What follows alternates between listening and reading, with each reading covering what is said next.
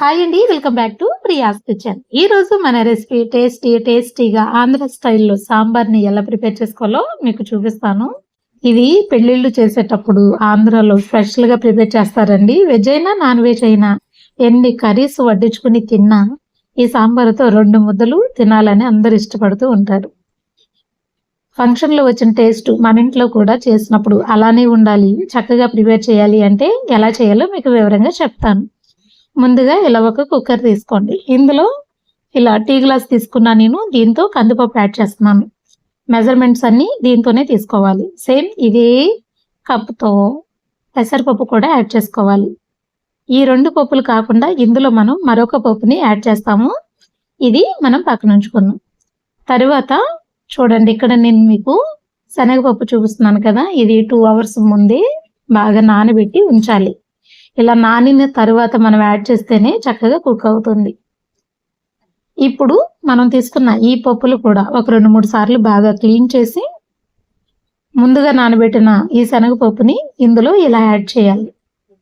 ఇలా యాడ్ చేసి కొన్ని వాటర్ పోయాలి. ఇందులో మరేవి యాడ్ చేయొద్దు. దీన్ని మూత పెట్టి మనం 2 విజిల్స్ వచ్చేంత వరకు స్టవ్ పైన ఉంచి కుక్ చేసుకోవాలి. పప్పు మనకి ఇక్కడ రెడీ అవుతూ ఉంటుంది. ఈ లోపు మనం వెజిటేబుల్స్ ని చక్కగా కట్ చేసుకోవచ్చు. సాంబార్లోకి చూడండి, ఇలా ఫ్రెష్ ఉన్న కూరగాయలని తీసుకోవాలి. ఇలా తీసుకుంటే సాంబార్ టేస్ట్ బాగుంటుంది. నేను ఇలా బెండకాయలు, టమోటాలు, వంకాయలు, క్యారెట్, చిల్లీస్ తీసుకున్నాను. సాంబార్లోకి ఇలా సొరకాయ కూడా యాడ్ చేసుకోవాలి. ఇలా తాజాగా ఉన్న ఒక మునక్కాయ తీసుకోవాలి. ఇంకా మీకు ఇష్టమైన కొన్ని వెజిటేబుల్స్ కూడా యాడ్ చేసుకోవచ్చు. తర్వాత ఇలా చింతపండు కూడా నానబెట్టి ఉంచాలి. నేను తీసుకున్న వెజిటేబుల్స్ అన్ని ఇలా కట్ చేసి మీకు చూపిస్తున్నాను.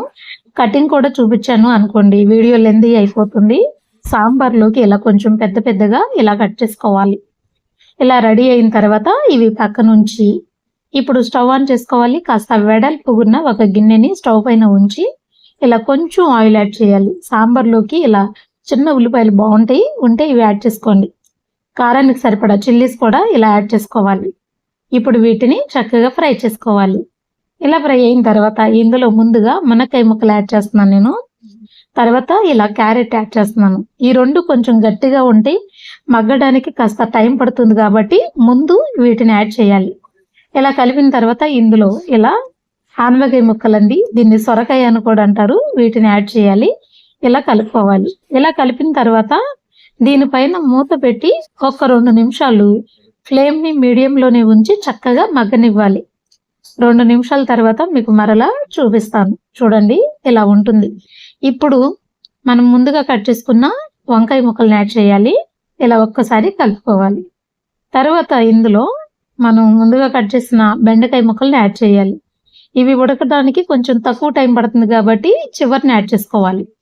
తర్వాత ఇలా టమాటో యాడ్ చేయాలి. ఇప్పుడు ఒకసారి బాగా కలుపుకోవాలి. ఇలా ఆయిల్లో ఒకటి యాడ్ చేసుకుంటూ చక్కగా ఇలా కలుపుకుని ఫ్రై చేసుకుంటే బాగుంటుంది.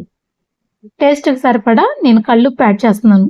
ఈ ప్లేస్లో మీరు సాల్ట్ కూడా తీసుకోవచ్చు, కానీ సాంబార్లో కల్లుప్పు టేస్ట్ బాగుంటుంది, ఉంటే తప్పకుండా యాడ్ చేసుకోండి.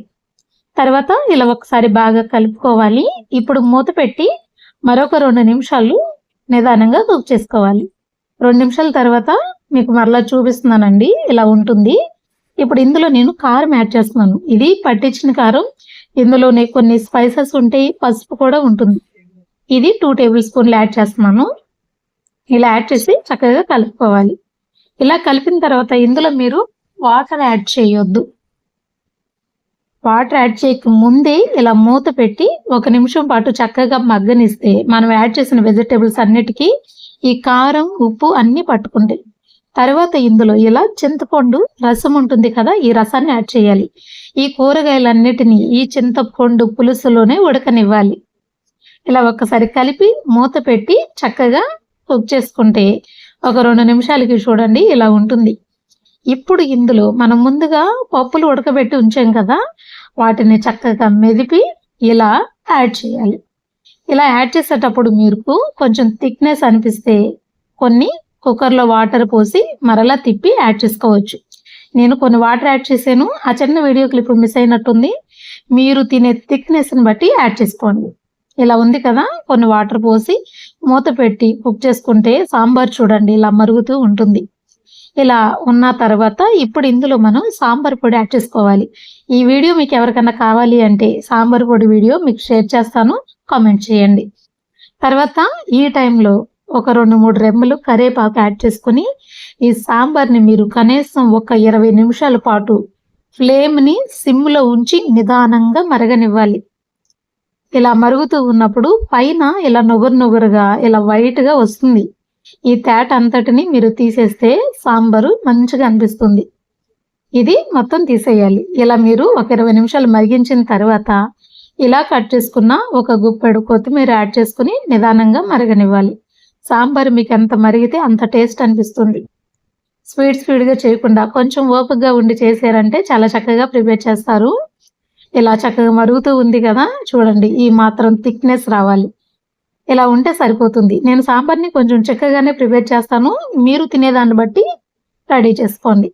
ఇది ఒక పక్క నుంచి స్టవ్ పైన మరొక ప్యాన్ పెట్టి ఇందులోకి కొంచెం ఆయిల్ యాడ్ చేయాలి. తర్వాత ఇందులో కొన్ని ఆవాలు, కొంచెం జీలకర్ర ఇలా యాడ్ చేయాలి.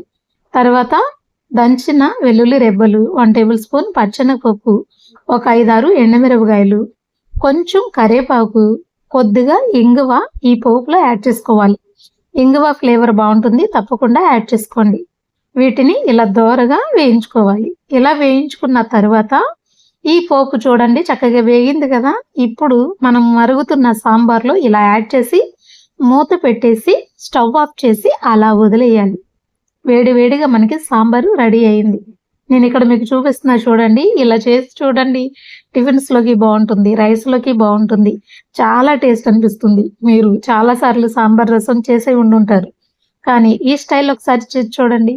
మన ఆంధ్ర స్టైల్లో చేసిన ఈ సాంబార్ రెసిపీ మీకు ఎలా అనిపించిందో మీ కామెంట్ రూపంలో తెలియచేయండి. మీరు కనుక ట్రై చేస్తే ఎలా చేశారో ఫీడ్బ్యాక్ కూడా ఇవ్వండి. తాజా కూరగాయలతో ఇలా చేసుకుని తింటే చాలా బాగుంటుంది కదా. ఈ రెసిపీని మీరు తప్పకుండా ట్రై చేయండి, లైక్ చేయండి, షేర్ చేయండి. Thank you.